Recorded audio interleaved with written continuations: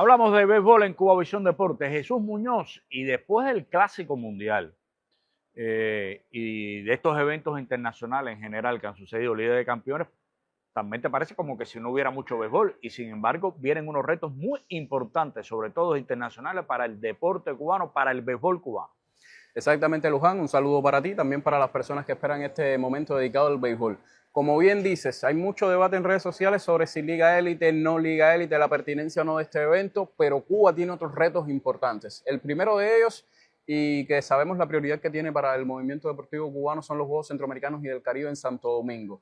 En cuanto a Santo Domingo... Va a ser un evento duro. Sí, por supuesto. De hecho, Cuba va por intentar retornar a la cima. Me imagino que ese sea el objetivo principal, claro. Porque ya en las últimas ediciones nos ha sido esquivo el primer lugar en materia de béisbol. Y recordemos que tanto en el área centroamericana como panamericana, el nivel competitivo, digamos, ha crecido y Cuba ha ido perdiendo galones después de una época donde dominábamos con cierta facilidad el entorno centroamericano. Cuba puede llegar con un buen equipo.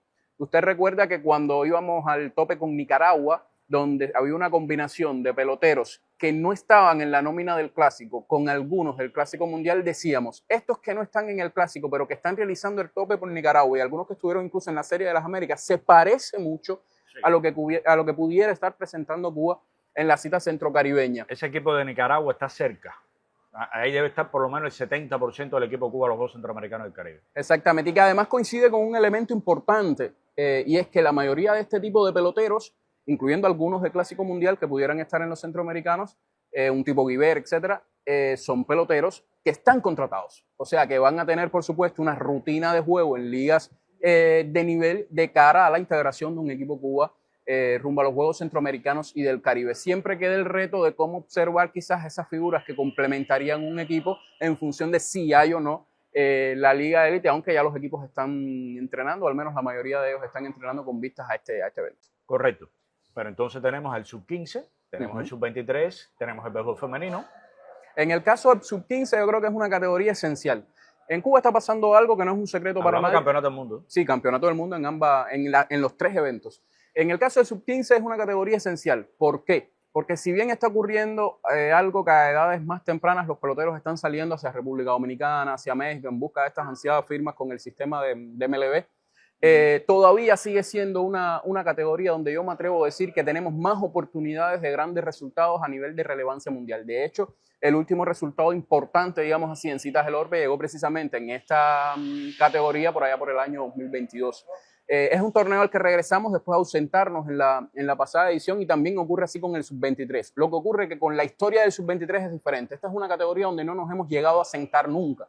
De hecho, hay equipos precisamente de nuestra área geográfica que sí han tenido más protagonismo en esta categoría. Yo creo que ya es hora de que el equipo cubano logre, digamos, porque yo creo que hay una serie de talentos que pueden tener una actuación relevante. Aquí sí yo no estoy hablando de quizás acercarnos al podio. Pudiera ser, sobre todo depende de los peloteros que se logren llevar en el área del picheo, que es un aspecto sumamente importante en el béisbol de manera general, pero sobre todo en estas categorías sub-23, donde en los campeonatos hemos visto que se batea un poco menos que ya en los torneos de mayores. Pero aquí sí hay una deuda grande, reitero. Cuba no es favorito para nada en un campeonato del mundo sub-23, siquiera, al menos en mi opinión, para entrar a podios. Y eso es lo que diferencia un sub-15 de un sub-23. El sub-15 yo creo que con un poco más de responsabilidad, aún con el éxodo de peloteros en esta categoría. Y en el béisbol femenino estamos habituados a participar en estas citas del orbe, pero también hay que tener la conciencia de que no se llega con cartel de favorito. El equipo cubano siempre va, sobre todo en busca de una segunda mitad de la tabla, o acercarse, digamos, a esos puestos entre el 6, el 8,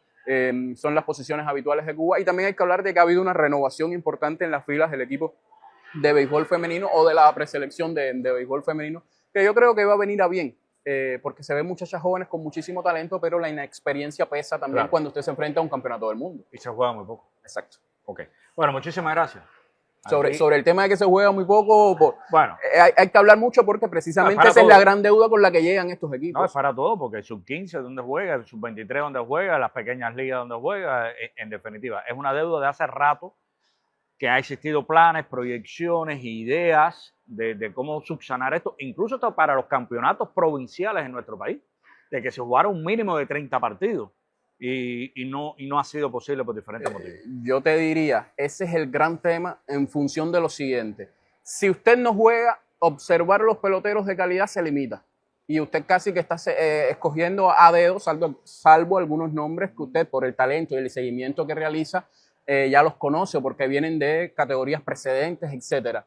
Y el otro elemento es que se llega con menos rutina de juego, porque además esos peloteros, por ejemplo, en el caso del Sub-23, la mayoría no son protagonistas en sus equipos, digamos, Serie Nacional o si se juega Liga Élite. Por eso yo coincido con usted cuando decía, muchos de los recursos que hoy se están pensando, y hay que decir se están pensando porque los equipos están entrenando, después si se da o no ya veremos, para Liga Élite, ojalá y se depositaran precisamente para que jugaran esas categorías. Excelente. Buen fin de semana. Igual para ti.